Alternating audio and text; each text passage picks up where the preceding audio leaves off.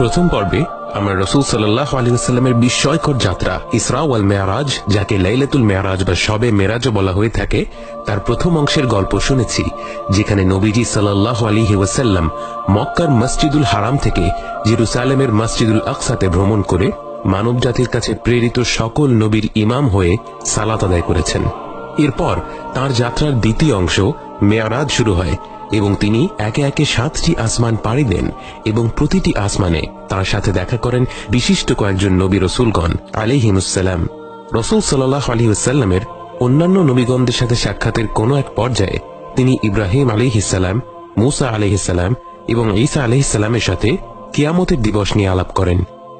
ইব্রাহিম আলাইহিসসালাম বলেন, আমি কিয়ামতের দিবস কবে হবে এ ব্যাপারে কিছুই জানি না। মুসা আলাইহিসসালামও একই রকম উত্তর দেন, কিন্তু ঈসা আলাইহিসসালাম বলেন, কিয়ামতের দিবসের একটি চিহ্ন হচ্ছে আমি দুনিয়াতে ফিরে আসব এবং দাজ্জালও আসবে এবং আমি দাজ্জালকে হত্যা করব। এরপর ইয়াজুজ এবং মাজুজ আসবে এবং আমি আল্লাহর কাছে দোয়া করব যেন তারা ধ্বংস হয়ে যায় এবং আল্লাহ তাদের ধ্বংস করে দিবেন। এই ঘটনাগুলো ঘটে যাওয়ার পর খুব শীঘ্রই কিয়ামত আরম্ভ হয়ে যাবে। ইব্রাহিম আলাইহিসসালামের সাথে রাসূল সাল্লাল্লাহু আলাইহি ওয়াসাল্লামের অন্য প্রসঙ্গে কথা হওয়ার সময় তিনি রাসূল সাল্লাল্লাহু আলাইহি ওয়াসাল্লামকে বলেন, তুমি তোমার উম্মতের কাছে আমার সালাম পৌঁছে দিও। এরপর আরো বলেন, জান্নাতের মাটি হচ্ছে উর্বর এবং কল্যাণময়, কিন্তু এতে কোনো গাছপালা নেই। এতে বীজ বুনার পদ্ধতি হচ্ছে সুবহানাল্লাহ, আলহামদুলিল্লাহ, লা ইলাহা ইল্লাল্লাহ ও আল্লাহু আকবার বলা। অর্থাৎ আল্লাহর বান্দারা যখনই এই জিকিরগুলো করেন তখনই জান্নাতে একটি গাছ জন্মায়। রাসূল সাল্লাল্লাহু আলাইহি ওয়াসাল্লামের সাথে মেরাজের সময় আরো দেখা করতে আসে মালিক, যিনি হচ্ছেন জাহান্নামের মূল রক্ষী ফেরেশতা। মালিক রাসূল সাল্লাল্লাহু আলাইহি ওয়াসাল্লামকে সালাম দিলেও তার চেহারা ছিল গম্ভীর, তাই রাসূল সাল্লাল্লাহু আলাইহি ওয়াসাল্লাম জিবরাইল আলাইহিস সালামকে জিজ্ঞেস করলেন, ওকে এত গম্ভীর দেখাচ্ছে কেন? তখন জিবরাইল আলাইহিস সালাম তাকে জানালেন, মালিক জন্মের পর থেকে কখনো হাসেনি, কখনো খুশি প্রকাশ করতে পারেনি, কারণ তাকে সৃষ্টি করা হয়েছে জাহান্নামের রক্ষী হিসেবে। তবে সে যদি কারো জন্য হাসতে পারত সেটা তুমিই হতে, হে মুহাম্মদ সাল্লাল্লাহু আলাইহি ওয়াসাল্লাম। যদিও মালিক হচ্ছেন আল্লাহর একজন পবিত্র ফেরেশতা, আমাদের দোয়া থাকবে আমরা যেন কখনোই তার দেখা না পাই। এরপর রাসূল সাল্লাল্লাহু আলাইহি ওয়াসাল্লামকে উঠিয়ে নেওয়া হলো আল্লাহর এক আশ্চর্য সৃষ্টিকে দেখানোর জন্য, যার নাম হলো সিদরাতুল মুনতাহা। ইমাম আন-নাওয়াবী বলেন, এই গাছটির শেকড় 6ষ্ঠ আসমান থেকে শুরু হয় আর তা 7ম আসমানের শেষ পর্যন্ত ছড়িয়ে যায়। এই সিদরাতুল মুনতাহা হলো সেই গাছ যার পরে আল্লাহর কোন সৃষ্টি পাড়ি দেয়নি। রাসূল সাল্লাল্লাহু আলাইহি ওয়াসাল্লাম সিদরাতুল মুনতাহা বর্ণনা করতে গিয়ে বলেন, এর রং এমন যা আমি আগে কখনো দেখিনি। অর্থাৎ আমরা যত রং দেখি তা কিন্তু রংধনুর 7 রঙের মিশ্রণ থেকে বের করে আনা সম্ভব। রাসূল সাল্লাল্লাহু আলাইহি ওয়াসাল্লাম মূলত বলছেন, এই গাছটি আমাদের জানা 7টি রঙের বাইরে নতুন কোন রঙে রাঙানো, যা ভাষায় প্রকাশ করা সম্ভব নয়। ঠিক যেমন একজন জন্মান্ধ ব্যক্তিকে আপনি নীল রং আর লাল রঙের পার্থক্য কি তা ভাষায় বর্ণনা করে বোঝাতে পারবেন না। এবং এই গাছটির রং সারাক্ষণই পরিবর্তন হচ্ছিল এবং একে ঘিরে ছিল নানা ধরনের বস্তু, যার মধ্যে ছিল ছোট ছোট অগণিত সোনালী প্রজাপতি।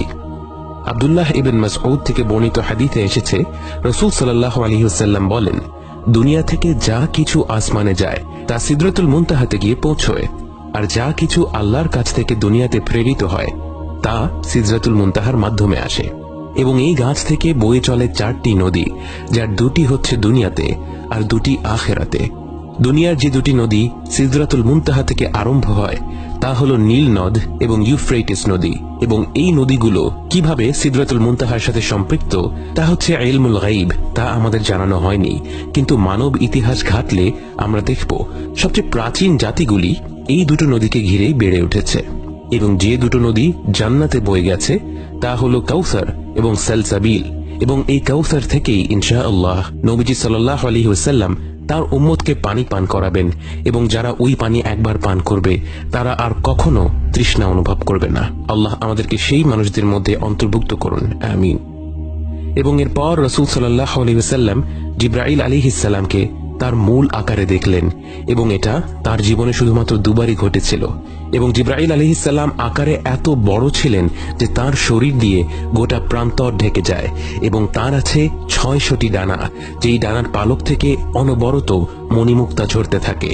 এবং আল্লাহর এই প্রকাণ্ড পবিত্র সম্মানিত সৃষ্টি আকারে যিনি হয়তো মহাকাশের গ্রহগুলো থেকেও বড়, শক্তি আর ক্ষমতার দিক থেকে যার সাথে তুলনা করা যায় আল্লাহর এমন বান্দা খুঁজে পাওয়া দুষ্কর। আল্লাহর এই মহান সৃষ্টির দিকে রাসূল সাল্লাল্লাহু আলাইহি ওয়াসাল্লাম তাকিয়ে একটি আশ্চর্য দৃশ্য দেখতে পেলেন। সিদরাতুল মুনতাহাতে পৌঁছানোর কারণে তারা আল্লাহর এতটা কাছে চলে এলেন যে এই উচ্চতায় এসে জিবরাইল আলাইহিস সালাম আল্লাহর মাহাত্ম্য, তার বড়ত্ব, তার অসীম ক্ষমতা, তার অকল্পনীয় কুদরত, তার সীমাহীন রহমত সবকিছু যেন নতুনভাবে উপলব্ধি করতে পারলেন। এবং এই উপলব্ধির কারণে আল্লাহর এত মহান একজন সৃষ্টি হয়েও তিনি এতটা অসহায়ভাবে পড়ে রইলেন যে তাকে দেখে মনে হচ্ছিল যে তিনি একটি ফেলে রাখা ভেজা ন্যাকড়ার মতো। এবং এটা কোনোভাবেই তাকে ছোট করে দেখার জন্য নয়, বরং তার অন্তরে আল্লাহর মাহাত্ম্যের উপলব্ধি এতটা প্রবল ছিল যে সিদরাতুল মুনতাহা পর্যন্ত এসে তার এই পরিস্থিতি হয়েছিল। ভেবে দেখুন, এই আল্লাহর সামনেই আমরা প্রতিদিন 5 ওয়াক্ত নামাজে দাঁড়াই এবং নামাজে দাঁড়িয়ে কত রকম কথা ভাবি, কত অন্য মনস্ক হয়ে সালাত আদায় করি। তাও আমাদের রব আমাদের উপর রাগ করেন না, বরং আমাদের গাফিলতিগুলো সারাক্ষণ ক্ষমা করতে থাকেন। ইন্নাল্লাহা আরহামুর রাহিমিন। জিবরাইল আলাইহিস সালামকে সেই অবস্থায় রেখে এবার মুহাম্মদ সাল্লাল্লাহু আলাইহি ওয়াসাল্লাম সিদরাতুল মুনতাহা থেকেও উপরে উঠতে লাগলেন এবং তিনি পৌঁছে গেলেন এমন উচ্চতায় যেখানে আমাদের জানামতে আল্লাহর আর কোনো সৃষ্টি কখনো পৌঁছায়নি। এবং তিনি আল্লাহর এতটা নিকটে চলে গেলেন যে তিনি আল্লাহর প্রথম সৃষ্টি কলমের লেখার শব্দ শুনতে পাচ্ছিলেন। এরপর তিনি আল্লাহর সাথে সরাসরি কথা বলেন। যদিও পরবর্তীতে যখন সাহাবীরা জানতে চেয়েছিলেন রাসূল সাল্লাল্লাহু আলাইহি ওয়াসাল্লাম আল্লাহ সুবহানাহু ওয়া তাআলাকে সরাসরি দেখেছিলেন কিনা, তিনি বলেছিলেন তিনি শুধুই আল্লাহর হিজাবকে দেখেছিলেন এবং আল্লাহর হিজাব নূরের তৈরি। তার মানে আল্লাহকে সরাসরি দেখার পরম সৌভাগ্য শুধু জান্নাতেই হবে। আল্লাহ তাআলা রাসূল সাল্লাল্লাহু আলাইহি ওয়াসাল্লামকে 3টি বিশেষ উপহার দিলেন। প্রথমত ফরজ নামাজ, দ্বিতীয়ত সূরা বাকারার শেষ 2 আয়াত এবং তৃতীয়ত তার উম্মতের জন্য একটি বিশেষ রহমত। যারাই আল্লাহর সাথে শিরক না করে মৃত্যুবরণ করবে তাদের বড় গুনাহগুলো আল্লাহ ক্ষমা করে দিবেন।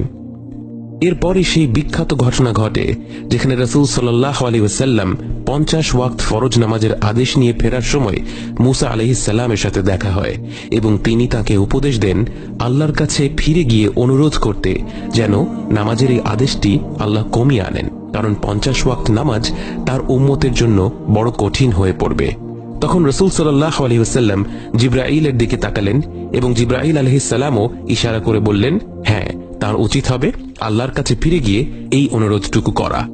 রাসূল সাল্লাল্লাহু আলাইহি ওয়াসাল্লাম ফিরে গেলেন এবং 50 ওয়াক্ত নামাজকে 40 ওয়াক্ত করা হলো। এরপর আবারও মুসা আলাইহিস সালাম তাকে ফিরে যাওয়ার উপদেশ দেন।